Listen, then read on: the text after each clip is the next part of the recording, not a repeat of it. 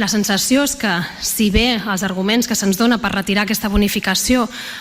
semblen que és perquè només s'utilitzen cases unifamiliars, és perquè es beneficien, etc., podem mirar de retocar algunes coses d'aquesta bonificació. Per exemple, com el conseller Fortuny va proposar en la Comissió de Beneficis Fiscals, ficar un topall, per exemple, d'aquesta bonificació en 300 euros, que seria una mesura progressiva, o baixar dels 5 als 4 anys. No sé, d'alguna manera mirar què és el que ha funcionat i el que no, i a intentar retocar-ho, però és que ens trobem que passem d'aquesta bonificació al no res.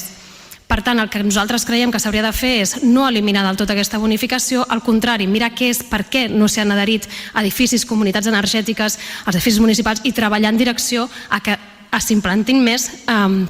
plaques solars, que és aquesta la direcció que ha d'agafar aquesta ciutat, treballar cap a la sostenibilitat. I ens preocupa perquè no és només un bolet de les plaques solars, és que també ho lliguem en el fet de l'eliminació dels carrils bici, per exemple.